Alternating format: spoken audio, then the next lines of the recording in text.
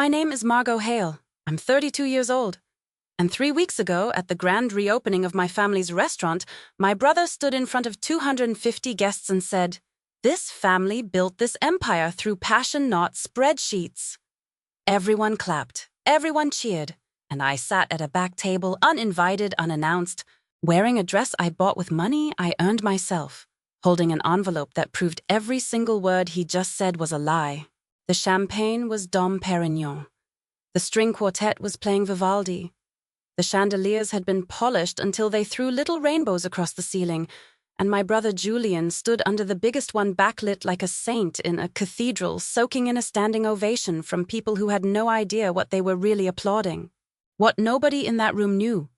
Not my father, not my brother, not any of the 250 guests raising their glasses to Julian Hale's genius, was that the reason those restaurants were still standing, the reason the doors were still open, the reason the lights were still on, was sitting at table 19 near the kitchen door, holding the receipt for everything.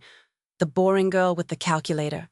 The one they fired 7 years ago for being too much trouble. The one who kept the lights on while everyone else stood in the spotlight and pretended the electricity paid for itself. Before I tell you what happened when they found out, please take a moment to like and subscribe, but only if this story genuinely resonates with you. And drop a comment, where are you watching from and what time is it there? I read every single one. Now let me take you back 14 years to a kitchen that smelled like rosemary and garlic. And the first time my father told me exactly how little I mattered. The Hale family of Darien, Connecticut. That's how we were known. The brass bell above the door rang every time someone walked into Hale's. That bell had been there since 1968, when my grandmother Evelyn opened the original restaurant with $800 in savings, 4 second-hand tables, and a menu she wrote on index cards. If you arrived early enough, 5 in the morning, before the staff, before the sun, you could smell the bread. Sourdough. Fresh every day. The checkered tablecloths were red and white. The floor was scuffed hardwood that creaked when you crossed it, and above the bar hung a portrait of Grandmother Evelyn Oil on canvas, painted the year she turned 50. She looked directly at you. She always looked directly at you. My father, Victor Hale, expanded that single restaurant into a 5-location chain across Connecticut. He was a big man with a commanding voice and hands that moved when he talked, the kind of person who walked into a room and rearranged its gravity. He believed cooking was art, sacred, untouchable. And he believed my brother Julian was the artist. My mother, Caroline, managed appearances. The right flowers at the entrance, the right dress at the charity gala, the right smile when things were falling apart. She was very good at making everything look fine. She was less good at noticing when it wasn't. And then there was me. I started doing the books for Hale's when I was 14. Every Sunday afternoon, while my family ate together in the dining room, Julian presenting his latest creation, my father applauding with his mouth full, my mother adjusting the centerpiece. I sat in the back office at a wobbly desk under a fluorescent light that hummed at a frequency only I seemed to hear, reconciling receipts and tracking vendor invoices. The kitchen sounds bled through the wall, laughter, clattering pans. My father's voice booming approval over something Julian had plated. The fluorescent light hummed. I kept counting. I was 16 when I saved the Westport location. I'd been going through vendor invoices on a Sunday, my usual routine, the one nobody asked me to do, and nobody thanked me for, when I noticed a pattern. Cisco had been double billing us on produce deliveries for 7 months. Same invoice numbers, different dates, same amounts. $40,000 in overcharges that no one had caught because no one had looked. I printed the spreadsheet, highlighted the discrepancies in yellow, walked into my father's office where he was reviewing Saturday's menu with Julian.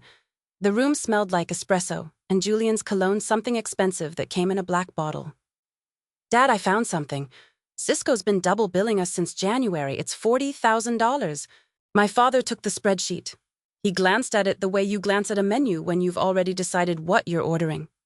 "Good catch." He set it on the edge of his desk. Then he turned back to Julian. "So, what were you thinking for the sea bass?"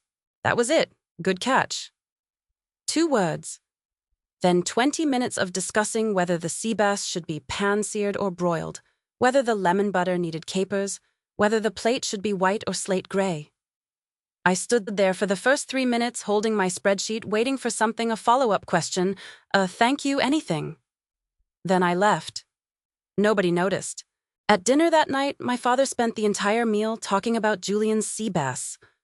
The Westport location, the one that would have bled $40,000 and possibly closed, was never mentioned. Not that night. Not ever. I saved the Westport location that afternoon. Nobody noticed.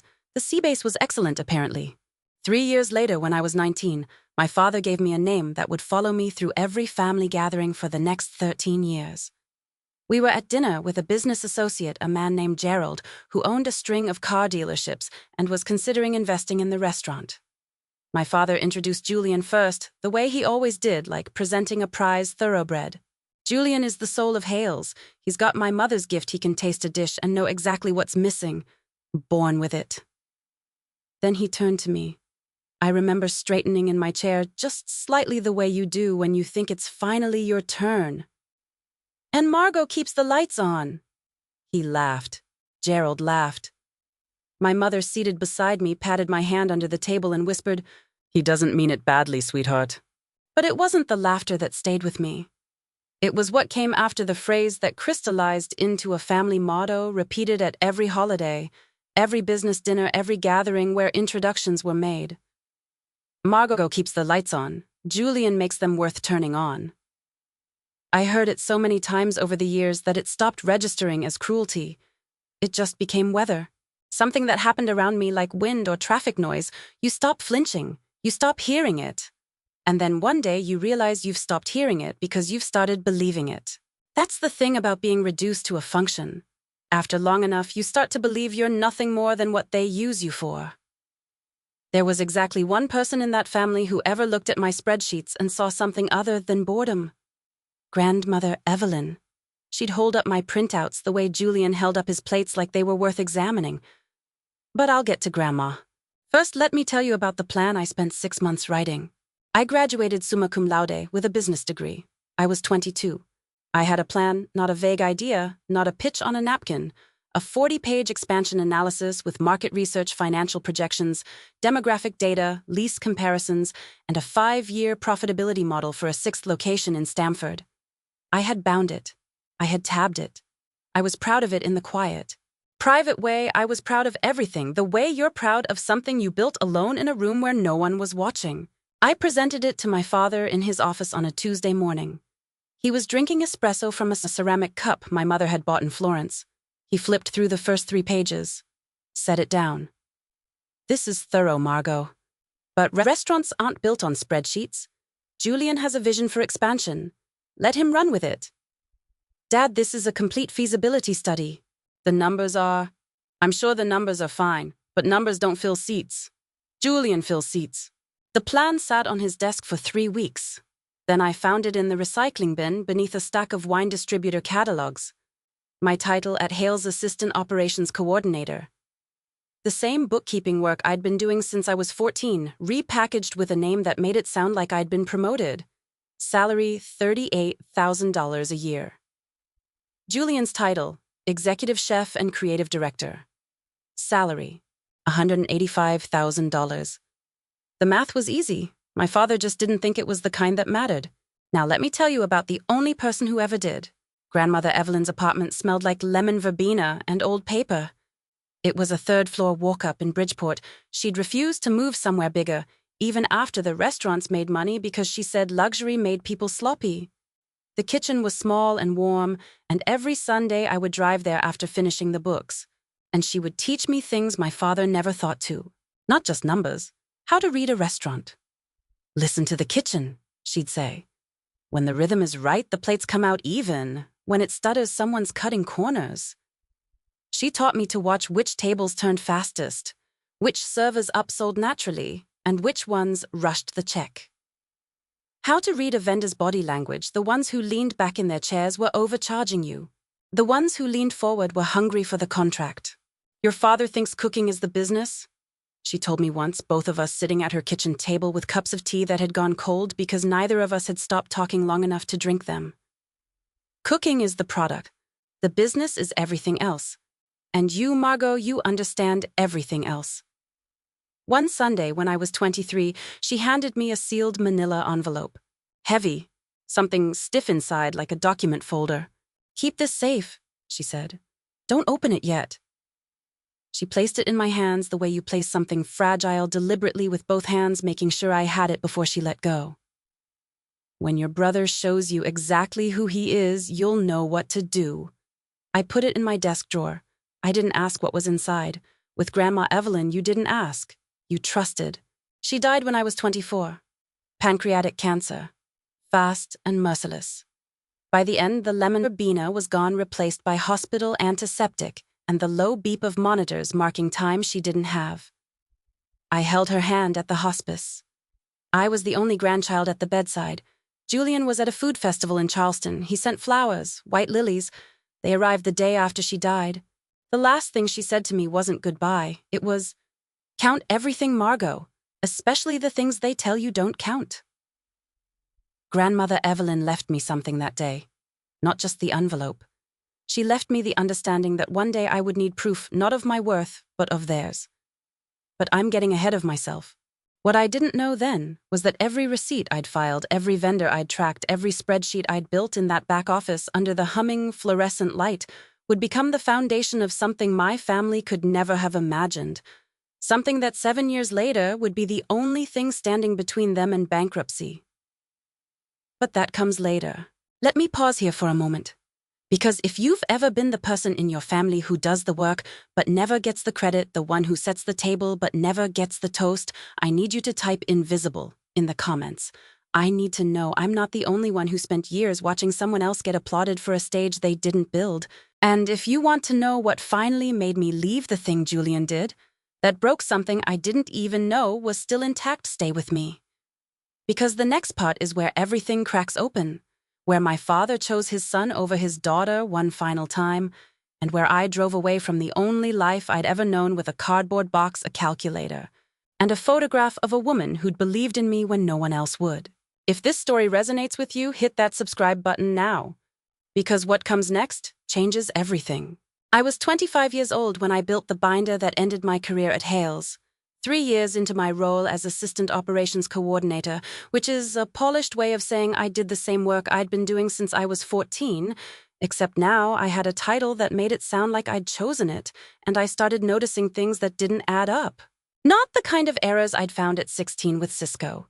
These weren't mistakes. These were choices. It started with a line item on a quarterly statement, $200,000 in kitchen upgrades across 3 locations. I pulled the receipts. A private chef's table at the flagship 8 seats, Italian marble custom lighting billed as R&D equipment. Imported marble countertops, $12,000 worth billed as showroom materials. Except they weren't installed in any showroom. They were installed in Julian's apartment. I know this because I drove past his building one afternoon and saw the delivery truck parked outside with the Hale's account number on the invoice. A $45,000 climate-controlled wine cellar that functioned exclusively as Julian's personal collection. Not a single bottle had ever appeared on a restaurant menu. And 3 consulting trips. Paris, Tokyo. Paris again, totaling $38,000 in flights, hotels, and restaurant tabs, none of which produced a single report, a single menu change, or a single documented meeting with any consultant. I documented everything. Binder, tabs, color-coded, receipts cross-referenced with bank statements, delivery addresses matched against company locations. I spent 3 weeks building it, staying late at the wobbly desk, the fluorescent light humming overhead while the kitchen went quiet, and the cleaning crew mopped the dining room floor. I didn't build the binder because I wanted to get Julian in trouble. I built it because someone was bleeding the company and I was the only person who could see the wound. I presented it to my father on a Thursday afternoon. His office smelled like espresso. It always smelled like espresso. And there was a framed photo of all 5 restaurant locations on the wall behind his desk, arranged in the order he'd opened them. He was proud of those restaurants, the way some men are proud of their children, which in hindsight might have been the problem. "Dad, I need to show you something. It's about Julian's spending." He took the binder. He opened it. He looked at the first page, the summary sheet, where I'd laid out the total $200,000 in questionable charges over 18 months. He turned to the second page, the Cisco comparison. The third page, the first marble invoice. Then he closed it. He didn't see pages 4 through 37. The wine cellar receipts, the flight itineraries, the delivery confirmation for the marble countertops signed by Julian shipped to his home address billed to the company. My father closed the binder on page 3 and slid it back across the desk like a menu he'd decided not to order from. Julian is investing in quality. That's what separates us from chain restaurants. If you can't see the difference between cost and investment, maybe you don't understand this business as well as you think you do. Dad, he billed $12,000 in marble to the company. It's in his apartment. I have the delivery receipt. He's building the brand. His image is the brand. His image doesn't show up on a balance sheet. My father leaned back in his chair. He pressed his fingertips together the way he did when he was about to say something he considered generous. Margot, I love you. But not everything that matters can be measured. You see the numbers. Julian sees the vision. The world needs both, but only one of them fills seats. He said it gently, almost tenderly, as if he were explaining something to a child who'd brought home a drawing and needed to understand with kindness that it wasn't going on the refrigerator. I didn't know it then. But that binder, the one he slid back across the desk without opening past page 3, would become the first chapter of something worth $2.4 million. But that was years away. That afternoon, it was just a rejected stack of paper from the daughter who couldn't stop counting things nobody wanted counted. He loved me. He said it like a disclaimer before a rejection letter. 1 month later, Julian went to our father and told him I was killing the creative energy and making everyone feel like they're on trial. I found this out later from a sous chef who'd overheard the conversation through the kitchen pass-through. Julian had apparently paced the dining room while he said it, gesturing with the kind of theatrical frustration that made everything sound more urgent than it was. My father called me into his office the next morning. Caroline was there, standing behind his chair with her hand on his shoulder, united front. I knew what it was before anyone said a word. You don't bring your mother to a meeting about restructuring. We're making some changes to the organization, my father said. He didn't use the word fired. He didn't use the word let go. We're restructuring your role. Julian needs room to operate without feeling scrutinized, and honestly, maybe it's time you found something that suits your temperament. My mother leaned forward slightly, the gesture of a woman offering a tissue at a funeral. Not everyone thrives in a high-pressure environment, Margot. There's no shame in that. I looked at her. The woman who'd patted my hand under the table and whispered, "He doesn't mean it badly." The woman who'd spent 25 years smoothing every edge so the family portrait never showed a crack. She believed what she was saying. That was the worst part. She genuinely believed she was being kind. I didn't argue. I didn't raise my voice. I didn't list the $40,000 I'd saved them at 16, or the expansion plan that was composting in a recycling bin, or the $200,000 in fraudulent charges that my father had dismissed with a wave of his hand. I just nodded. Picked up my things. A cardboard box calculator, pens, a coffee mug with a chipped handle, and one framed photograph Grandmother Evelyn standing in front of the original restaurant in 1968. The brass bell visible above her left shoulder, her expression the kind of quiet certainty that doesn't need an audience. They fired the bookkeeper and kept the accountant who couldn't count. I drove home, pulled into my apartment parking lot, turned off the engine. The parking lot was empty, 2 in the afternoon on a Wednesday, everyone else at work, everyone else in the middle of a normal day. I sat there with both hands on the steering wheel, Evelyn's photograph on the passenger seat, and I stared at the windshield for 20 minutes. I wasn't crying. I was calculating, not numbers options, and for the first time in 25 years, every option led somewhere that wasn't the back office of my father's restaurant. 3 years later, my father would dial a phone number and beg a stranger to save his business. He didn't know the stranger was his daughter. He wouldn't know for another 4 years after that. Boston in January smells like exhaust and salt.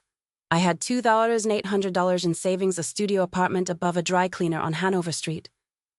The chemical smell rose through the floorboards every morning like a low-grade headache, and a radiator that clanked through the night like someone tapping a wrench against a pipe in a rhythm only it understood.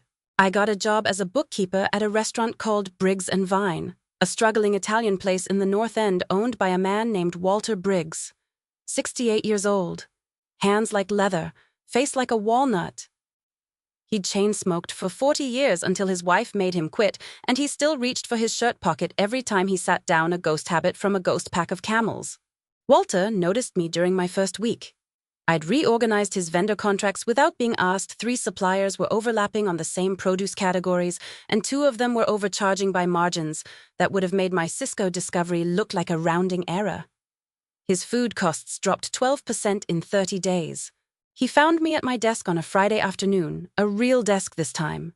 Not a wobbly table in a back office, though the chair was worse and stood in the doorway with his arms crossed. "You reorganized my vendor contracts without being asked. My food costs dropped 12% in 1 month." He stared at me. "Who the hell are you?" "I'm your bookkeeper." "No. Bookkeepers enter numbers. You read them like a doctor reads an x-ray. Who the hell are you?" Over the next 2 years, Walter taught me everything my family never had. Not just the books, I already knew the books. He taught me the full anatomy of a restaurant. Lease negotiation, how to find the clause that lets you renegotiate if foot traffic drops below a threshold. Staffing models, the difference between scheduling for volume and scheduling for margin. Menu engineering, the math behind what to price high, what to feature on the specials board, and what to kill quietly before it killed your bottom line. I took night courses in hospitality management at BU. I read case studies the way Julian read food magazines, obsessively looking for the pattern beneath the surface. One evening, after the last table had cleared and the kitchen was dark, Walter and I sat at the bar with the lights low, going over his lease renewal. His cat, a gray tabby named Ledger, and yes, that was really his name, was sitting on a stack of invoices on the counter, refusing to move. "He's protecting the receivables," Walter said, completely deadpan. I laughed. Actually laughed. The first real laugh in months. Walter looked at me, and his expression shifted, something between recognition and concern, the way you look at someone who's been holding their breath and finally exhales. "You don't just see numbers, Margot. You see the business breathing. That's different. That's rare." He scratched Ledger behind the ears. "Whatever family made you think that was boring, they were wrong. Dead wrong." I didn't tell him the details. I didn't have to. Walter was the kind of man who could read a person the way I could read a balance sheet. He saw the wound without needing to see the knife. Walter retired at 70. "Sold me the restaurant for $1, symbolic," he said, though I think he also just didn't want to deal with the paperwork. I took over the lease. 14 months later, Briggs & Vine was profitable for the first time in 6 years. I launched Cornerstone Hospitality Consulting when I was 27, just me, a laptop, and a rented desk at a co-working space in Back Bay that smelled like cold brew and ambition. I kept my name off everything public. The LLC was registered under Rachel Torres, my best friend, my CFO, the woman I'd met at a hospitality conference in Chicago when she'd corrected a panelist's EBITDA calculation from the back row, and I'd known immediately that she was my kind of person. Rachel was the face. The legal team handled contracts. I was a silent principal. Why the secrecy? Because I knew my family. If Victor Hale discovered that his dismissed daughter was building a consulting empire, he would do one of 2 things: take credit or tear it down. Probably both. Some people build to prove something. I built in silence because silence was the only language my family ever taught me. Cornerstone grew. 8 employees. $2.4 million in annual revenue. 14 restaurant turnarounds in 5 years, family-owned places bleeding money from bad vendor contracts, bloated staffing menus designed by ego instead of margin analysis. I fixed what was broken. I saved what was worth saving. I walked away from what wasn't. I turned other families' restaurants into what my family's restaurants could have been. The irony isn't lost on me. Now here's where the story turns, and if you've been paying attention, you already feel it coming. 3 of Hale's 5 locations were hemorrhaging money. Julian's creative vision celebrity chef collaborations that cost more than they earned, a $95 tasting menu that took 45 minutes to plate and drove out every regular who just wanted a good meal at a fair price. Instagram-worthy presentations that tripled food costs had slowly methodically gutted the business my grandmother built with $800 and her bare hands. The original location, Evelyn's restaurant, the one with the brass bell and the checkered tablecloths, and the portrait above the bar, was 4 months from closing. My father retired, but panicking called Julian. Julian blamed the market, the economy, the neighborhood, the younger generation's attention span. Never himself, never once himself. Their bank recommended a consultant, one firm specifically. Cornerstone Hospitality. They've turned around 14 restaurants, best in the business. Julian signed the contract without reading past the fee schedule. Rachel Torres handled the onboarding. Margot Hale never appeared in a single meeting, a single email, a single phone call. My team did the work. I directed from Boston. The firewall held.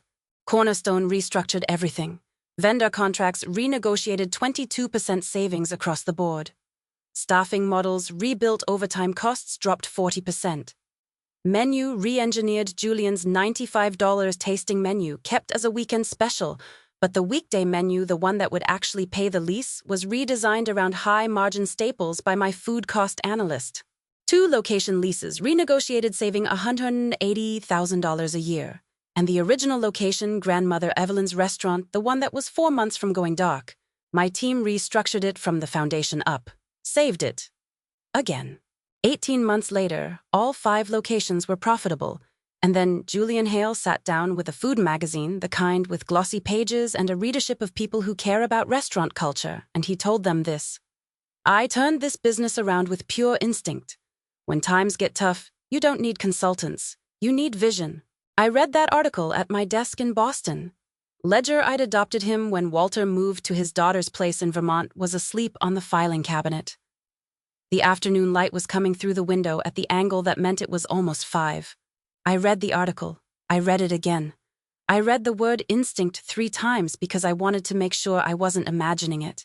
Then I closed my laptop, set both hands flat on the desk, and went for a walk along the harbor in the cold. I didn't trust myself to speak. Not to Rachel. Not to anyone. Because what I would have said, what was building in my chest like steam in a closed pipe, wasn't something I wanted to release until I'd decided exactly where to aim it. He didn't just take credit. He erased me. Again. The same family, the same pattern, the same magic trick. Make the boring girl disappear and pretend the lights turn themselves on. Okay. Let me stop here for a second, because if you're watching this and your blood pressure just spiked, I felt the same thing sitting at my desk in Boston reading that article. If you've ever watched someone take credit for your work, not just once, not just casually, but in print in a magazine with their name under the headline and your work in every paragraph, type "mine" in the comments. I need to see it. And if you want to know what I did next? What I found inside Grandmother Evelyn's envelope, the one she gave me 10 years ago, with instructions I hadn't followed until that night stay with me. Because the next part changes everything. Everything. If this story has resonated with you so far, hit that like button and subscribe. Because what happened at that grand reopening gala, the one I told you about at the beginning, with the champagne and the toast and the 250 guests even, I didn't see all of it coming. That night, I opened Grandmother Evelyn's envelope. I'd kept it in the same desk drawer for 10 years. Through 2 apartments, 1 cross-state move, and a career I'd built from a rented desk and a borrowed chair. I'd carried it the way you carry something you're not ready to understand, carefully at a distance, knowing that whatever was inside would change the shape of something I wasn't sure I wanted reshaped. But Julian's magazine article had burned through the last of my patience. He hadn't just taken credit.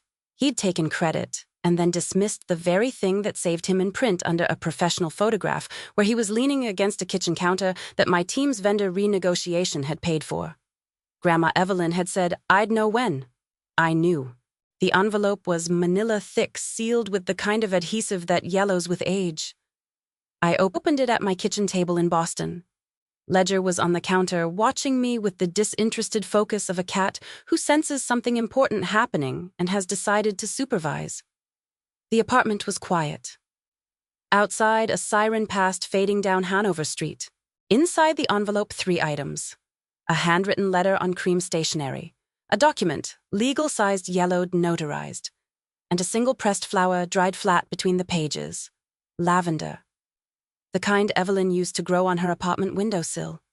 I read the document first. My hands were steady. My heart was not. It was the original partnership agreement from 1968, the year grandmother Evelyn founded Hale's, and it said something my father had never told anyone. Evelyn Hale owned 60% of the business, not my father, not jointly. 60% sole ownership, with Victor Hale holding the remaining 40 as a junior partner, added to the agreement in 1979 when he joined the business after college. There was a clause, Article 7, subsection B, underlined in blue ink that had faded to gray, stipulating that upon Evelyn's death, her 60% share was to be split equally among all grandchildren. 30% for Julian, 30% for me. This was never executed. When grandmother Evelyn died, my father took 100% of the business and told the family it had always been his.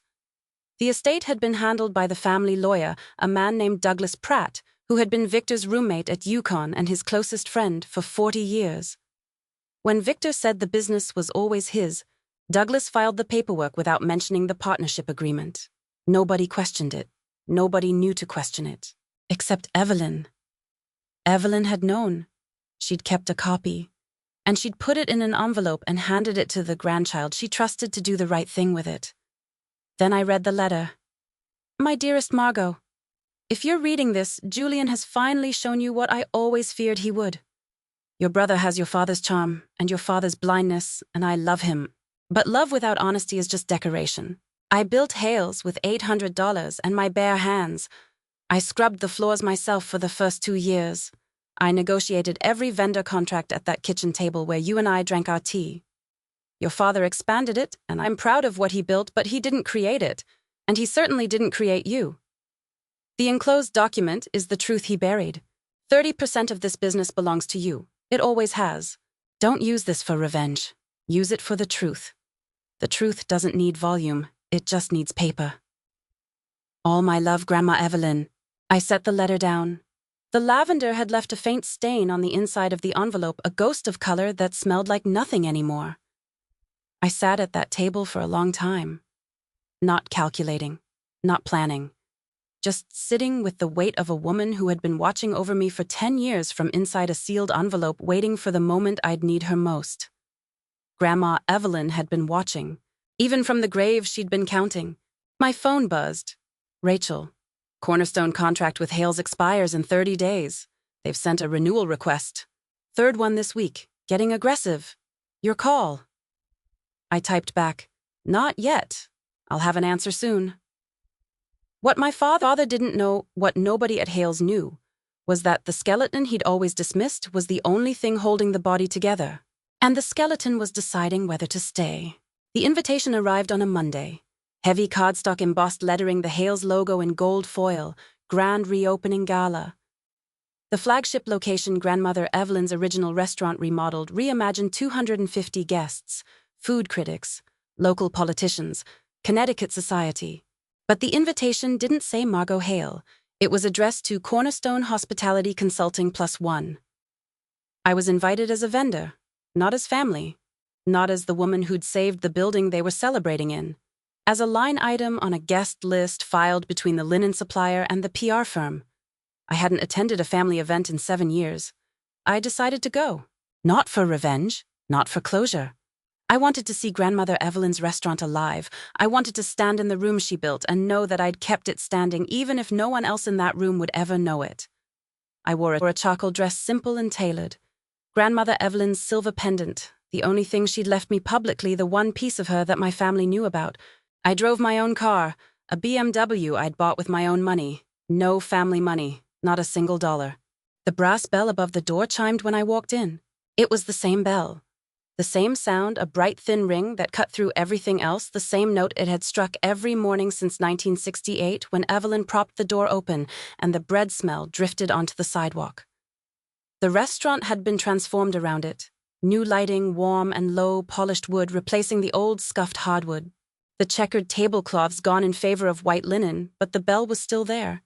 And above the bar, grandmother Evelyn's portrait, still watching, still looking directly at you. Champagne flutes clinked. The string quartet played something classical and inoffensive from the corner near the wine display. 250 guests circulated in cocktail attire. their shoes reflecting off the polished floor, their laughter rising and falling in the practiced rhythms of people who attend events like this regularly. The air smelled like seared butter and fresh flowers and the particular cologne of money that isn't worried about itself. I checked in at the entrance. Cornerstone Hospitality, Table 19. Table 19 was near the kitchen door. Not the family table that was front and center draped in flowers reserved for Hales and their most important guests. Table 19 was the vendor table. The place you put the people who made things work but weren't supposed to be seen doing it. I noted it. Didn't react. Sat down.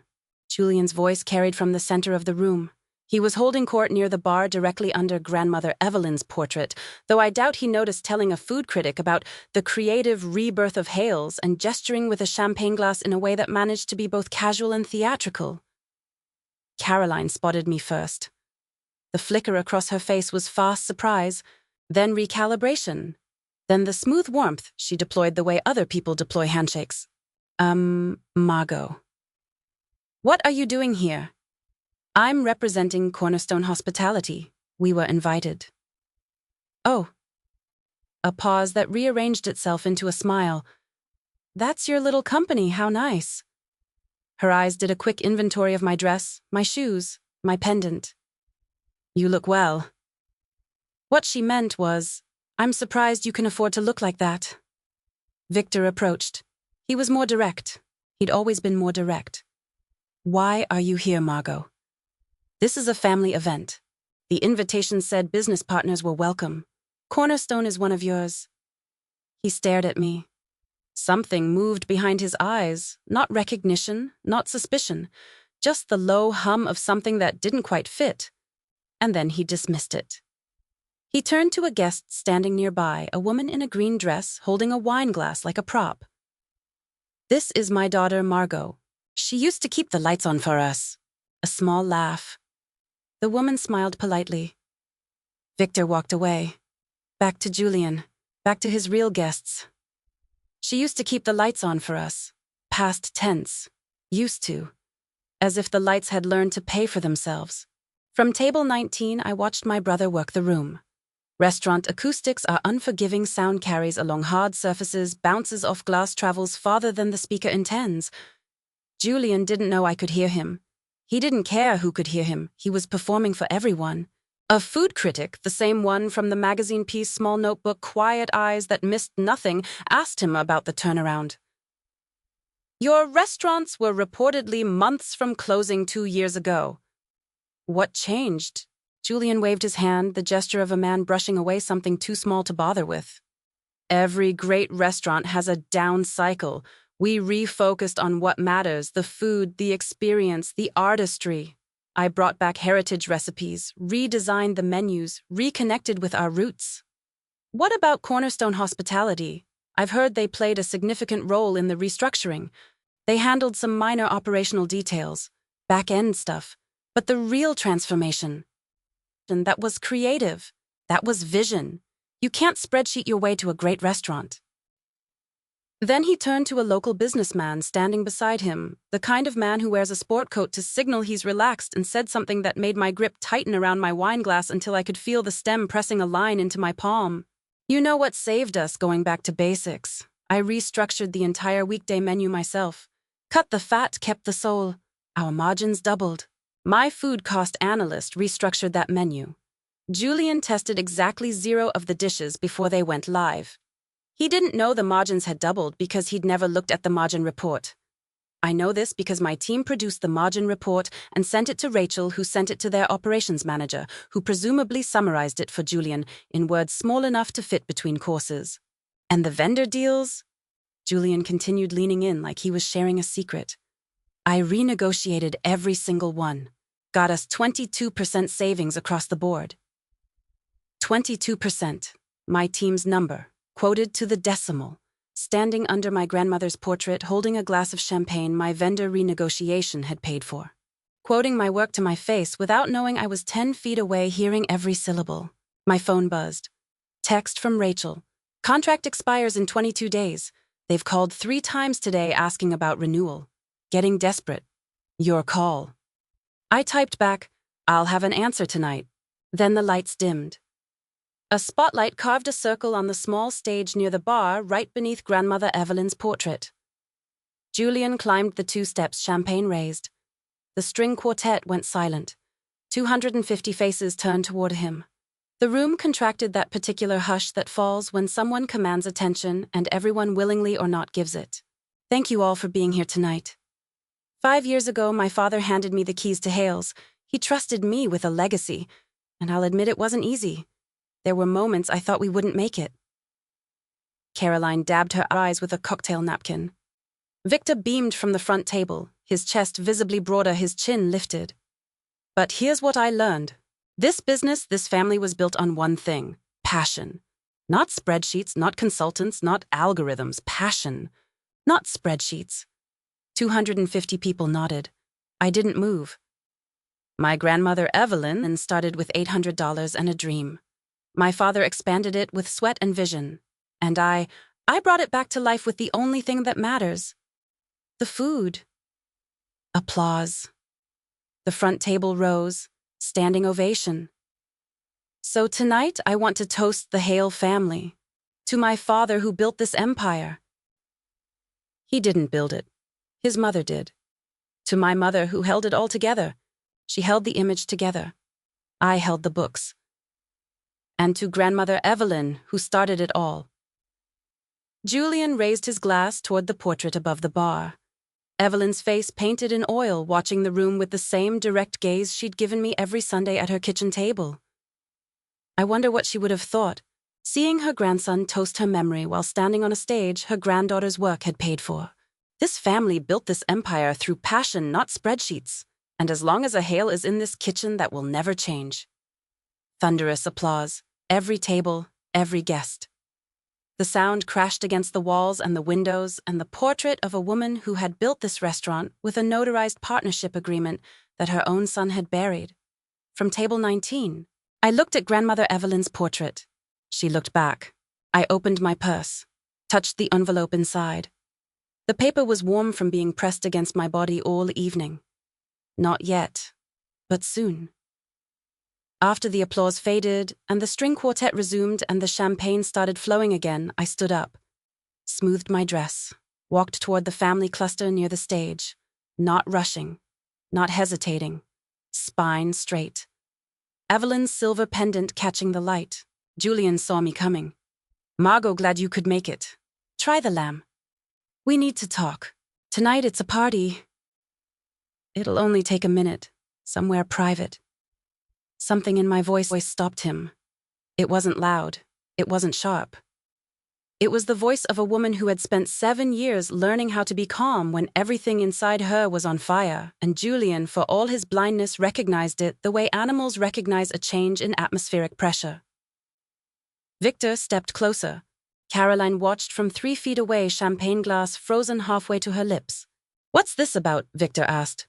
Cornerstone hospitality. The private dining room door clicked shut, and the celebration became a muffled hum, bass notes of laughter, the clink of distant glasses. The string quartet reduced to a vibration you felt more than heard. Inside, silence. The room was small, intimate, designed for wine tastings and private parties. 8 chairs around an oval table. Low lighting. The air smelled like the remnants of a cheese course someone had cleared an hour ago. Victor stood near the head of the table. Caroline sat, hands folded, her champagne abandoned on the sideboard.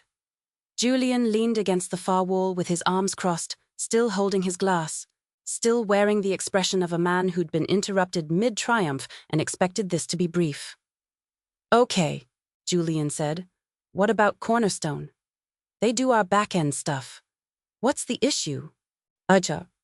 The issue is that Cornerstone Hospitality Consulting is my company.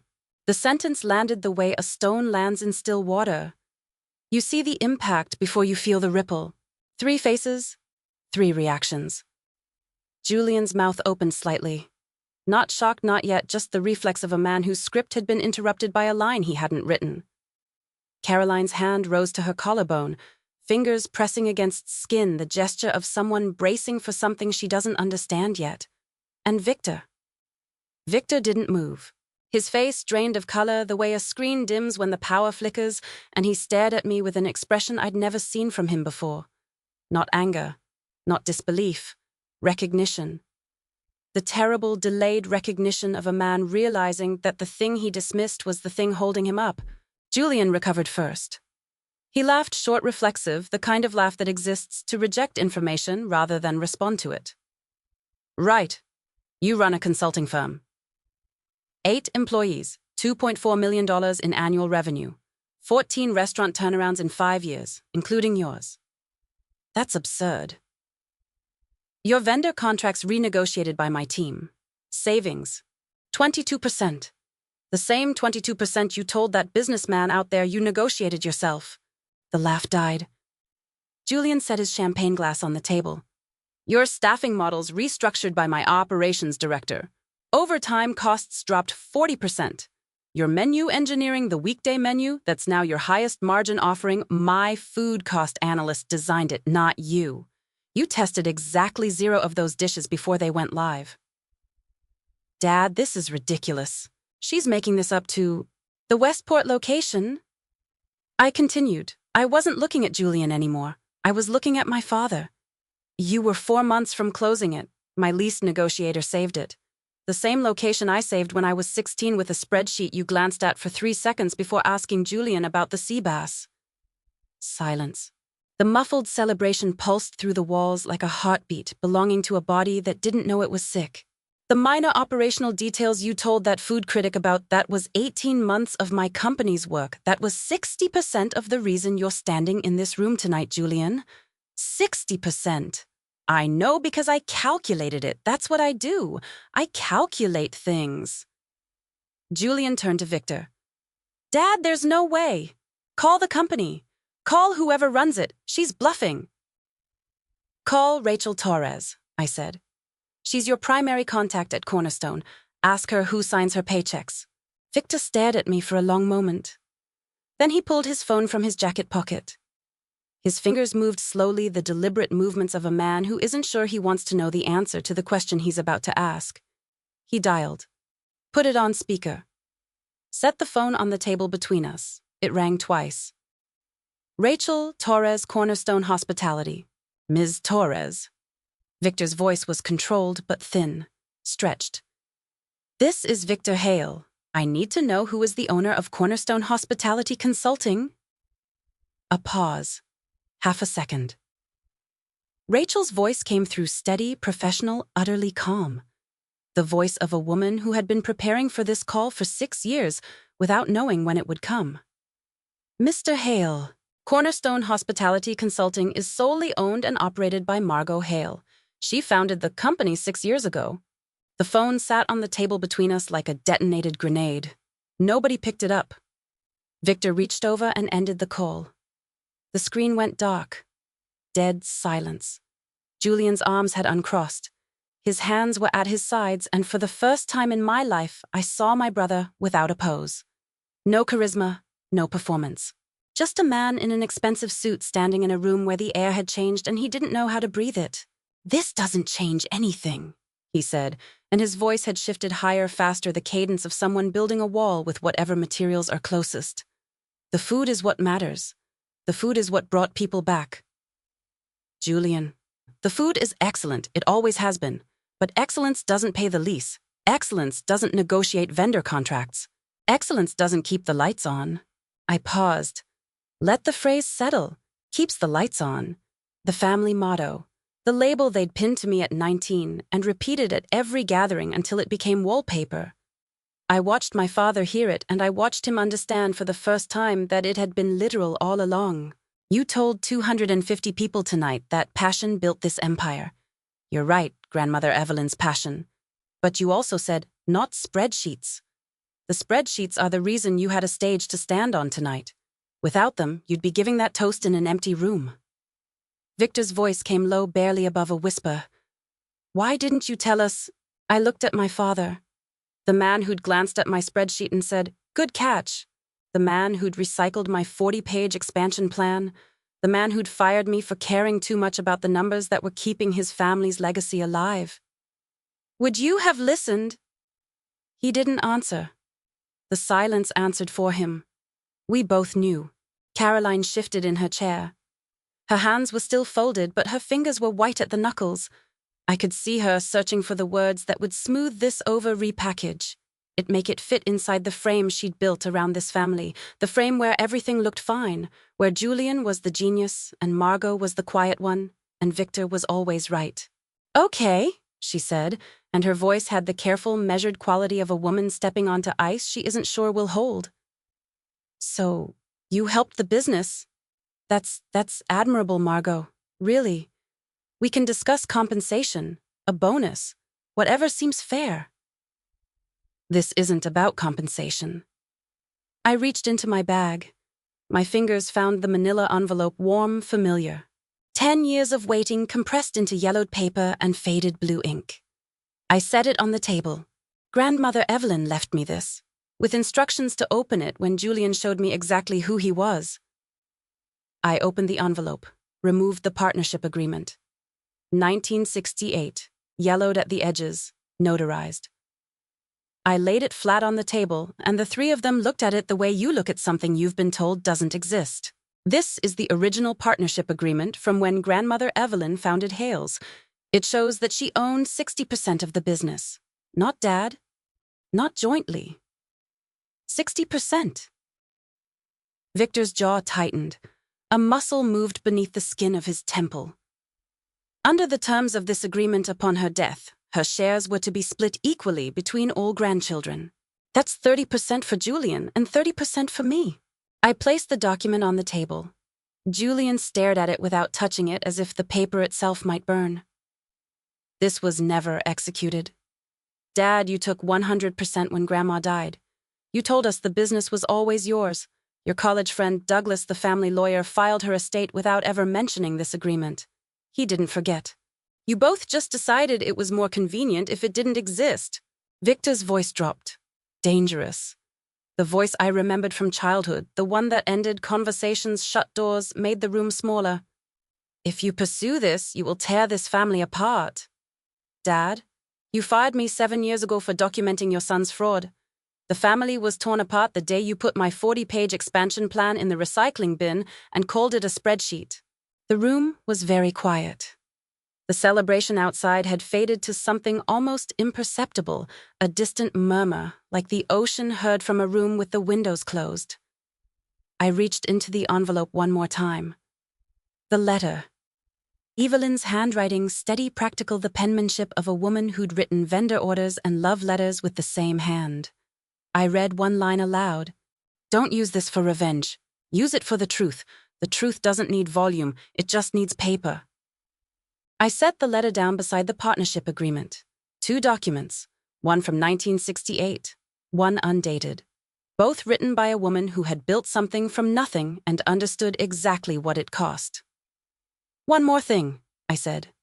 Cornerstone's contract with Hale's expires in 22 days. I won't be renewing it. Julian stepped forward. You can't do that.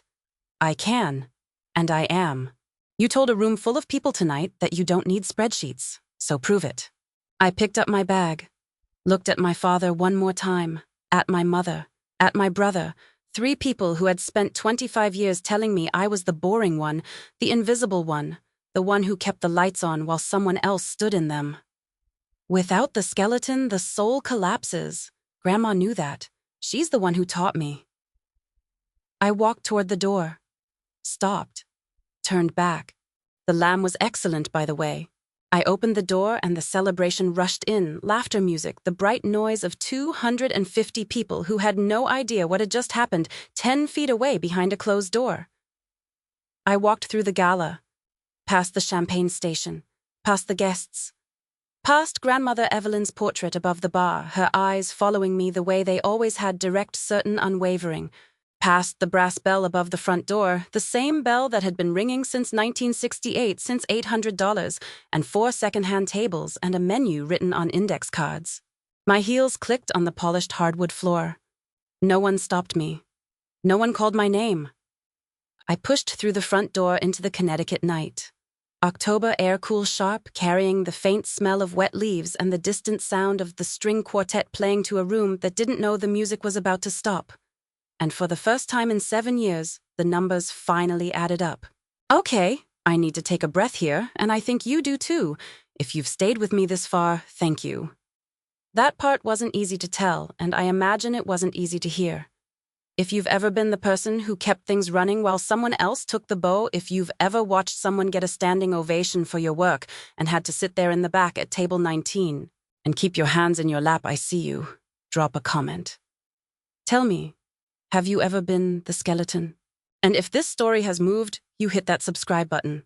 Because what happened to Hales in the next 3 months, Julian learned exactly what happens when the boring girl with the calculator walks away. But the thing that surprised me most wasn't what happened to my family's restaurants. It was what happened because of a food critic who'd been sitting in that room watching and who started asking questions that nobody at the Hale family table wanted answered. 3 months later, Hales started to collapse. Not dramatically, not an explosion, but an erosion, the slow crumbling of a structure that had been held together by forces its owners had never bothered to understand. Without Cornerstone, food costs climbed 19% in 6 weeks. The vendors we'd renegotiated with saw no reason to maintain their discounted rates. They'd been doing a favor for Cornerstone's reputation, not for Julian Hale's charm. 2 supplier contracts lapsed entirely because nobody at Hale's remembered to file the renewals. The replacements cost 30% more.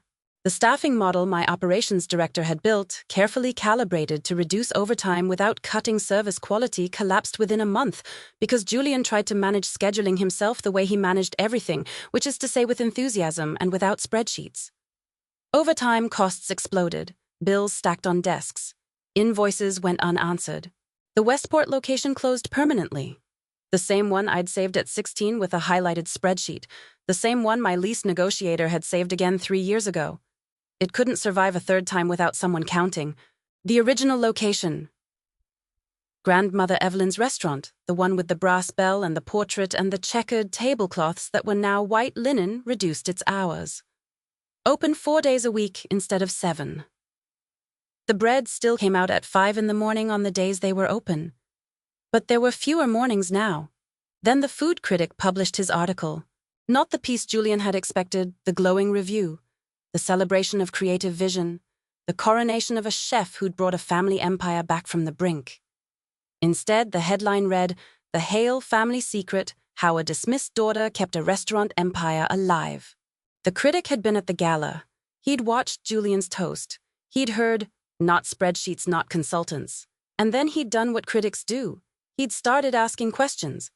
He called former Cornerstone employees, pulled public filings, connected the LLC registration to the consulting contracts to the timeline of Hale's turnaround. He found the story on his own. I never spoke to him. I never spoke to any journalist. I didn't have to. The story traveled. Local press first, then regional outlets, then the kind of industry publications that Connecticut restaurant families read over breakfast. The narrative my father had spent decades constructing, visionary patriarch genius son family legacy built on passion, unraveled in print. Not because I tore it down, because someone looked at it closely enough to see what was actually holding it up. Word spread, not from me.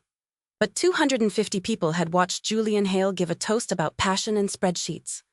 And when those same people learned that the spreadsheets had been his sister's, the sister he'd fired, the sister seated at the vendor table, the sister whose company he'd credited with minor operational details, the whispers started. At charity dinners, at industry events, in the quiet, devastating way that reputation dissolves in communities built on reputation. I didn't feel triumphant hearing this. I didn't feel satisfied. I just felt tired. Grandmother Evelyn had been right. The truth doesn't need volume. It just needs paper. Cornerstone thrived. 3 new clients replaced the Hales contract within 2 months, larger operations, more complex restructurings, the kind of work that kept my team sharp and my revenue growing. We moved to a bigger office with a harbor view. Rachel got a raise and a corner desk with windows on 2 sides. She'd earned it 6 years ago. I was just finally able to afford the office that matched. I framed 2 photographs and set them side by side on my desk. Grandmother Evelyn standing in front of the original restaurant in 1968, young, serious, her hand resting on the door frame she'd paid for with $800 and 20-hour days. And me standing in front of my Boston office present day, Same posture, same quiet confidence, same woman 56 years apart. Different buildings, same blueprint. My lawyer confirmed what grandmother Evelyn already knew the partnership agreement would hold up in court. 30% of a 5-location restaurant chain. I told her to file it as a record correction, not a claim. The county archives would hold the truth. That was enough. Evelyn didn't write, "Use this for money." She wrote, "Use it for the truth." I honored the letter the way she'd written it. I visited her grave every month, left flowers, lavender when I could find it, stood there in whatever weather Boston offered, and talked to a headstone the way you talk to someone who's still listening. I did it, Grandma. Not with revenge. Revenge, with paper, just like you said. Walter Briggs called once a month from his daughter's place in Vermont. The conversations were short and warm, the way conversations are between people who don't need to perform for each other. "How's business, kid?" "Growing." "That's my girl." He still had ledger. The cat was 12 now and had graduated from sitting on invoices to sitting on Walter's laptop, which Walter said was basically the same thing in a digital economy. Caroline called on a Sunday in November, the first real conversation we'd had in years. We met at a coffee shop in Midtown Neutral Territory, the kind of place where nobody knows your last name and the noise level is high enough to absorb the things that are hard to say. She looked smaller than I remembered. Not physically, she was the same woman, same careful posture, same tasteful earrings, but something had contracted behind her eyes. The certainty was gone. The certainty that everything was fine as long as it looked fine. "I should have seen what you were doing," she said. "I should have valued it." "You should have. But I don't think you could. You were too busy making sure everything looked right to notice whether anything felt right. That's fair." She turned her coffee cup in its saucer, a slow rotation that went nowhere. "More than fair. Mom, I'm not shutting you out, but I'm not going back to being the help. If you want to be in my life, it has to be different. It has to be equal." She nodded. Her eyes were wet, but she didn't reach for a tissue, which for Caroline was the equivalent of a public breakdown. "I don't know how to do that." "Then learn." Grandma did. She learned how to run a business at 35 with no degree and $800. You can learn how to treat your daughter like a person. Not forgiveness. A door cracked open with conditions attached. It was the most honest conversation we'd ever had, and it lasted 20 minutes, and when she left, she hugged me briefly, carefully, like someone relearning a gesture they'd performed without meaning for too long. Julian texted 3 weeks later. "I need to talk." We met at a diner off I-95. Not Hale's. Neutral ground. The diner smelled like coffee and griddle grease, and the particular kind of honesty that only exists in places with laminated menus. Julian looked different, thinner, tired around the eyes, no Tom Ford jacket, just a flannel shirt, wrinkled, the kind of shirt you wear when you've stopped performing. He sat across from me in a vinyl booth and stared at his hands for a long moment before he spoke. "I'm sorry." For what, specifically? The question stopped him. He'd expected the apology to be enough, a blanket thrown over the wreckage covering everything without addressing anything. But I'd learned from grandmother Evelyn that specifics matter. You don't reconcile a balance sheet with a general estimate. You reconcile it line by line. For taking credit, for the magazine article, for the toast. He paused. For all of it. And he looked up. Something moved across his face, not the performer, not the charm, just the raw, unfinished thing underneath. "And for the sea base." I almost smiled. Almost. The sea base. 20 years ago, a 16-year-old girl saving $40,000 and getting dismissed so her brother's plating could be discussed for 20 minutes. He remembered. Or he'd finally let himself remember. "Julian, I'm not going to fix your restaurants again. But I'll give you the name of a good consultant. Someone who isn't me." "I don't want another consultant. I want my sister." "Then earn her. Not with speeches, with consistency. Apologies are free. Change costs something." I picked up the check. First time in my life I'd picked up a check at a table with Julian Hale. He noticed. He didn't argue. Victor never called. Through a cousin, I heard he sat in the original restaurant some mornings before it opened. Alone. the dining room dark except for the light above the bar, the one that illuminated Grandmother Evelyn's portrait. He ordered coffee black and an omelet. The same plain omelet Evelyn used to make when it was just the two of them in the kitchen at 5 in the morning before the staff arrived, before the world needed him to be Victor Hale. The waiter who served him had worked there since 1998. He never asked Victor what he was thinking about. He didn't have to. Victor never said sorry. Maybe he couldn't. Maybe his pride was too old and too load-bearing to remove without the whole structure coming down. Maybe he sat in that restaurant every morning and stared at his mother's portrait and understood finally what he'd done. Or maybe he didn't. I'll never know. I stopped waiting for the answer. Some people's pride is the last wall standing in an empty building. I stopped waiting for him to tear it down. On a Tuesday morning 3 months after the gala, I was in Connecticut for a client meeting, and I drove past the original Hale's location. Still open. 4 days a week now. The awning was faded. The windows needed cleaning, but the brass bell was still above the door. And through the glass I could see Grandmother Evelyn's portrait, still hanging above the bar, still watching, still looking directly at you. I didn't go in. I stood on the sidewalk for a moment, touched the doorframe the way you touch something that belongs to someone you loved, gently with your fingertips, acknowledging what it is without trying to take it. I saved it once, Grandma. I saved it twice, actually. I can't save it a third time, but you taught me something better than saving other people's businesses. You taught me to build my own. Your worth is not determined by who notices it. It's not measured by how much credit you receive, or how loudly someone praises you, or how prominent your seat is at the table. Your worth is what remains when everyone else leaves the room. It's the work you did in silence, the problems you solved that no one thanked you for, the lights you kept on while someone else took the stage. My brother said this family was built on passion, not spreadsheets. He was half right. It was built on both. And the person who understood that the person who held both in her hands for years without asking for applause was the boring girl with the calculator. Boundaries aren't about revenge. They're about arithmetic. You add up what you give. You subtract what you get back. And when the equation never balances, you stop solving for other people and start solving for yourself. If you're watching this and you recognize yourself in my story, if you've ever been the person who kept everything running while everyone else took the credit, I want you to know something. You're not boring. You're not invisible. You're essential. And the day you walk away, they'll finally hear the silence where your work used to be. Thank you for listening. If this story resonated with you, please subscribe, hit that notification bell, and check the description for more stories like this one. And if you have a moment, drop a comment. Tell me your story. Have you ever been the skeleton I read every single one?